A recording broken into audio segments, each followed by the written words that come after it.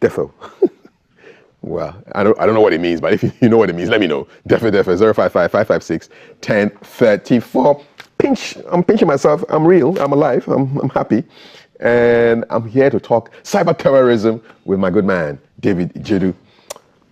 Brother, how are you? I'm great, bro. Good morning. Good morning. It's been a long while. Oh, it's been a long time. Yeah, I did. It be so. You're doing small.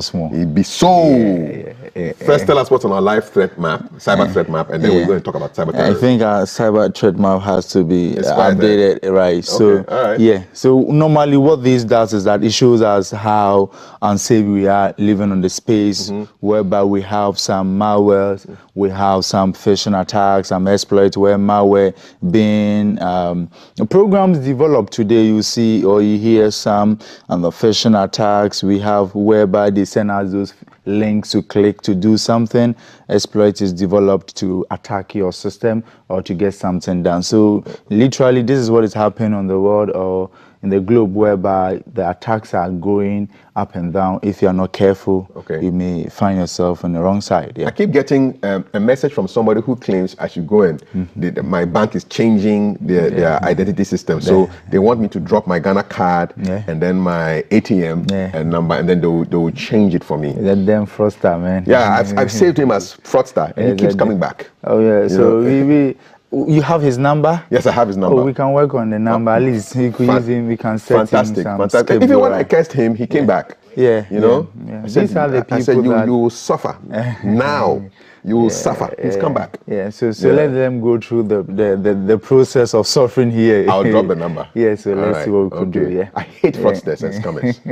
I hate them like devils. Okay, let's go. All right, big bro. So today, good morning to our viewers. We're talking about cyber terrorism. So we're looking at the high level of internet attack, right, or high level of technological attack that could manipulate a whole system, cause a system to fall down, cause a system to distract a whole system, right? And we hear these several occasions whereby 2017 something happened that we call the WannaCry ransomware, right? And that encrypted a lot of files. And what it does was that it was a system in Windows, right, that they saw the vulnerability and they patched it. But because you and I don't really update our system, the people were not able to update their system.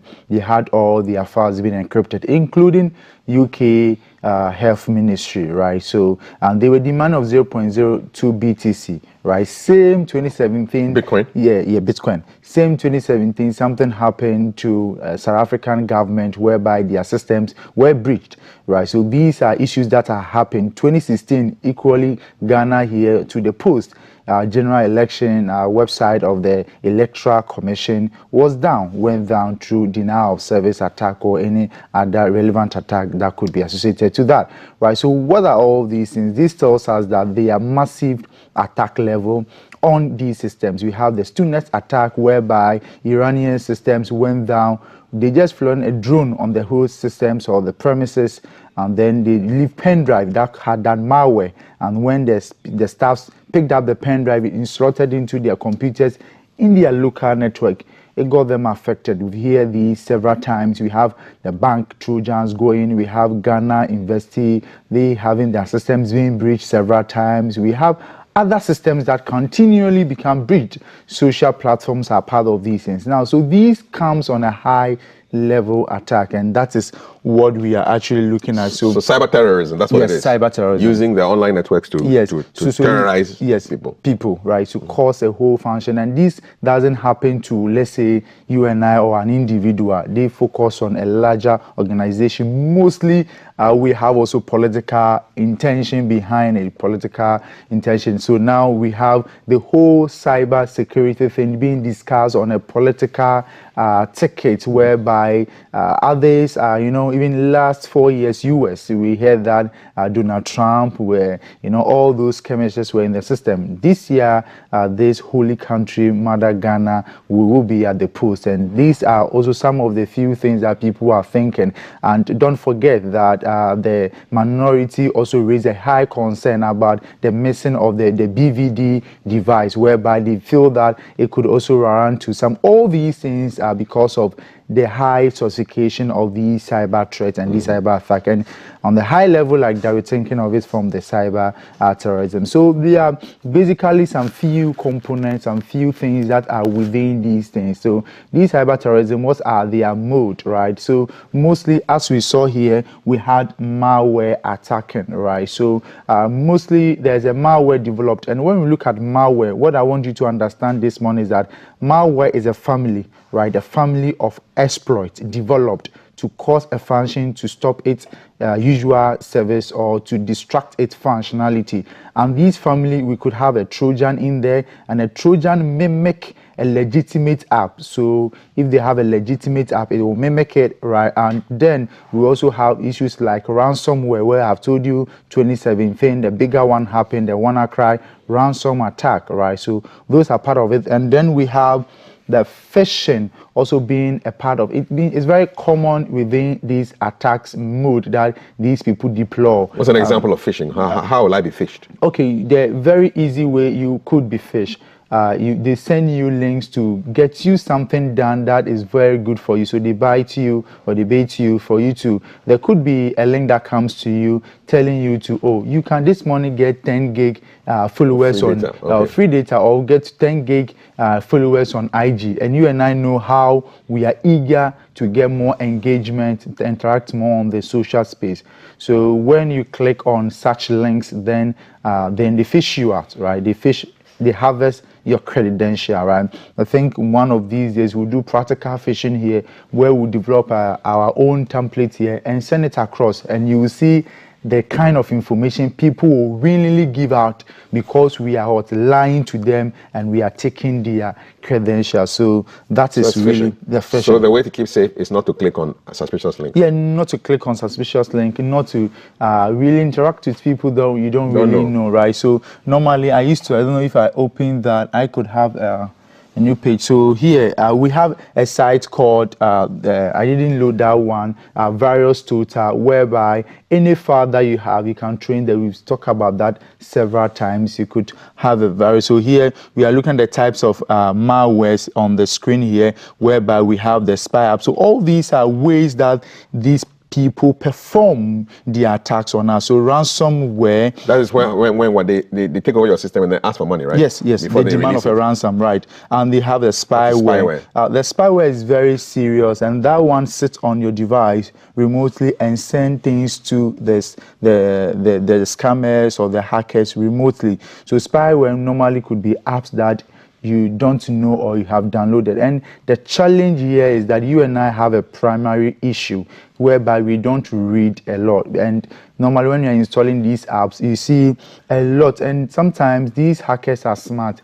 The terms and conditions are written with smaller font, and you don't want legal documents. Yes, then you don't want to go through all those, and they add those things. They're collecting of information. Don't forget that last year we did a story around these instant loan app scams, where people download this app thinking that they are going to use it for financial relievement, but not knowing it's taking their contact and their other information. So how will I know that there's an app on my phone that should not be there?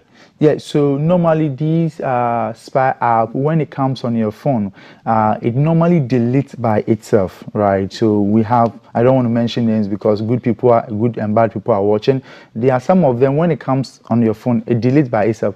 The only way to detect these spywares are to go to your Android phone or your mobile phone, go to your app settings, right? The app side, and scroll down and look at the apps. Normally that app, it will be like a Wi-Fi icon, and then there won't be any name to it. That has been, so most of them. That's a spyware. Yeah, that's like a spyware. And some to be like, they bind it with a legitimate app, and that become like a Trojan, right? Whereby it's an app there, you think that app is a photo editing app, but its purpose is different for you, right? What comes under Trojan house? That comes under Trojan house. Okay. We have the remote access. So remote access, getting a remote, have the worm. We have worm? You have a worm. The one that it's like a virus, right? It's a virus that works cross on under your systems and send them information. Like a real worm into your system. Yes. So look at, whilst it's somewhere here. So whilst it's crawling down there, it's fishing out the information to them. Keylogger? Keylogger takes every keystroke on your device. What do you mean? What does that mean? Every keystroke. So you go on your social media, before you get on there, sometimes you try to log in, right? So when you try to log in to your system, then these ones, they're able to get everything you are typing. So just imagine you go to Amazon to make a transaction, and you are typing in your credit card details. They are ciphering all the keystrokes that you are typing on the platform. How do you protect yourself from that one? So these ones, how do you protect? The protection of these ones are careful about the sites that you browse or you visit, and one of them for keylogger is that we have to check, because some of these spy apps comes with a keylogger functionality embedded in it, right? So we have to check, and the apps we download are mostly important for us, and we have Virus. So Virus are a self-replicating program that is being developed to distract the functionality of a system. And virus, because virus like this, it's spread across, so it can move from one to the other. Like Corona? So, yes. Okay, so what is the mask for this one? How do you protect yourself from a virus? Protecting from virus, normally we have what we call the antiviruses, right? So having an antivirus, yes, a vaccination. So how do I vaccinate my system? Yeah, so normally Windows themselves, yes, because Windows is popularly and well used around. Windows like that have what we call the Windows 10 Defender, right? So how it would affect your site is that you need to update your system. Once you update your system, some of these things are being taken care of, right? Or you can actually scan on your system. Adware. Right? So we have adware. Adwares are simply advert malware. Right, so through advertisement, they send these malware to attack our systems, right? Then we have the last one, rootkit. Yeah, rootkit is very serious. One of the rootkits that I have personally engaged was for Android devices that can give me a remote access, right? So rootkit works with the remotely send information, and also it goes behind the phone to create a backdoor for the hacker. When I say a backdoor, it's able to open a tunnel for the hacker to be able to communicate remotely to your system. So you can web my phone when I'm not around. Yes. When I'm not, wherever you are. Yeah. So if the rootkit is successfully deployed onto your device and is being installed onto your device, yes, the hacker can remotely directly do this. So all these things are... go through my photos and my messages? Oh yes, everything. So whatever you are holding is also, they have it. How do I protect myself from this rootkit? And so all of them are knowing the apps we install, the platforms that we visit, all these things. I used to tell people that let's be very cautious about, when I say this, the guys say sometimes, DK, relax, about these pornographic websites that we visit. We have done extensive research into that, and what we found out that those platforms are platforms whereby they used to deploy their exploit. And the porn sites. Yeah, the porn site. Because the porn site over there, how did they make their money? Have you asked yourself, not just about, go there and look at the number of database videos that are there. They are paying for database, but they are still doing business, and they still make lots of money because they sell these things to hackers to be able to place it there. So we are talking about, these are some of the methodologies or the method in which these cyber threats could use, or the cyber terrorism could happen. So if you look at it, and we have on the last scale, we have the DDoS attack, right? So DDoS attack, or distributed denial of service attack, DDoS, could be when, like GBC, our main entrance here, or this studio, we have almost about millions of people trooping in at the same time. The system could crash. And that is what we suspected, that the general election 2016 it happened, because those times a lot of people were accessing the portal, the EC platform, a lot of people are accessing it. And what people can also have malicious intent by sending a high volume of traffic, to flood the network. And if the servers are not able to hold on to those response, then it would just crash down, and a service will be denied. How should the EC protect itself now? Those ones, you really do analysis on your systems, get to know, it's going to be general election, and election is not just Ghana here, it's the whole world. So if the bandwidth to the site is lower, increase it, make sure that you have a bigger accommodation to accept a lot of traffic, irrespective of how voluminous they will send the attack to. You could be able to, and you have to be able to have some serious firewalls that will filter in packets that are coming in at the same time. Because if you look at the DDoS attack, a million of requests can be sent at the same time. So if you go to your pickup files when you are doing a log analysis there, you could see that one IP sending so much traffic. If you have good firewall rules, it will just block that IP from sending. Those are some of the things I believe they know we could do so that we have a safe system. So there are other platforms too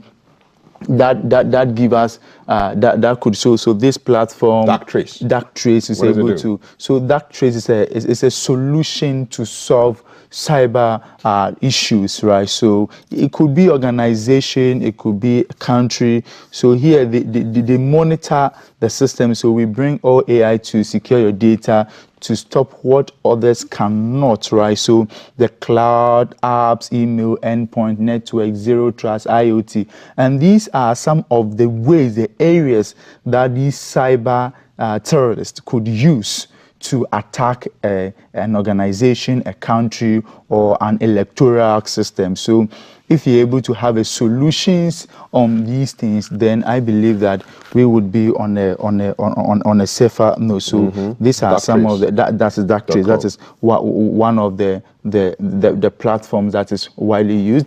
We also have these people to hear the anomaly to also secure. You imagine a world where you analyze your analysts have an intelligence, it's ultimate 50. So this one, they also produce you or provide you with solutions that could also help detect these threats and then provide solutions. And it's AI powered. These are AI. Yeah, these are AI, because now we know that the AI, they are really changing the entire ecosystem. So we've seen these happen several times. The people feel sometimes that these hackers, now these attacks are becoming more sophisticated. So we need to be able to set up a good defense mechanism right on the space, on all the avenues that these people could use to affect us. See, the truth today is that people who we find ourselves here in Africa, if they want to crash us, they can crash us, but we should make it difficult for them to be able to do that. That depends on what you and I, we are likely or we are mostly doing on the space. Okay, all right. Yeah. So anything else we need to know? Yeah. How do you, where do you report if there's a case of suspected cyber terrorism? So if you now look at, even if you're a financial institution, you look at the BOG requirement, you need to have kind of compliances. You need to have a framework that is governing your organization, whereby you need a cyber security, if not being an insider person working, an agency that they could consult to you and know the kind of exposure. That's why it's been advised that annually or for some time you do a pen test on your network, on your system, to see the weakness within the network so that you can find a way to protect it. Because today there's a lot of systems that are being compromised. There's a lot of these attacks that are coming voluminously on the space, and we need to be able to deploy. That's why it has also come to the point whereby we need to also train more people into the cyber defense mechanism so that they can protect our country. Sometimes it's very sad when we are talking about cybersecurity. We are not even bold to talk about our own people, but we are looking at some countries to bring expertise to come and help, right? So I believe it has come to that time, and now we all see how AI is being used. And I love the way politicians are speaking about AI, some to combat galamsey. That means that it's something that we could look into. And if we cannot just talk about it, but we invest into it and we prepare our youth, our generation towards it. Sometimes just speaking it doesn't make anything. Let's prepare our youth towards it. So to be able to become cyber resilience, protecting ourselves, yes, the regulations are there, but practically we need to be able to have an hands-on protection. What the youth could also do, or the guys could also do in protecting us? Who is protecting us in the cyber terrorism space here in Ghana? Okay, so here in Ghana, we have the security agencies have cyber department.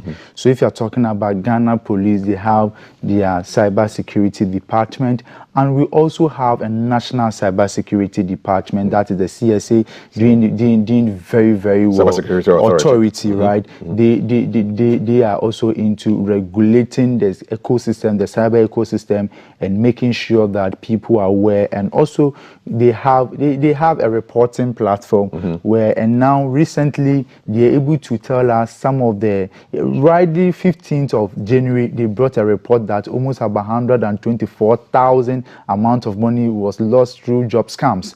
And they're able to report based on their database they are collecting. So the CSA are there to also kind of give us a protection. Individually, the security agencies, the Army has it, the BNI has it, the other security agencies has it. And also, we have the private institutions that are also trying, also helping the government infrastructures, because combating cyber crime, these cyber terrorism attacks cannot be done solely by the government, but the corporate or the private sector. So we also advise that they make the space friendly enough for more entrepreneurs, for more people to find themselves in there to also help secure the government, the country's infrastructure. Thank you so much. Yeah. You guys are heading off to the Volta region soon? Yes, Cav. So what's happening? Yeah, so on the last week of next month, today is 31st, right? Yes, indeed. So last week of next month, that is June, we are hitting 6 days in Volta region, right? So what we are doing is that we want to add your input, right? So I'll give you a number if you want us to come to your community. What are you going to do there? Yes, so what we are going to do is that we are going to train the community, schools, into cyber security, cyber awareness, cyber defense, internet safety, and then some lucky children could be winning computers and other stuffs, right? Alrighty. So we'll be moving along with gifts, and please, it's for free. You are not paying anything. It's all covered by Cyber One Defense Charity Africa. So we are moving on along Volta region for 6 days.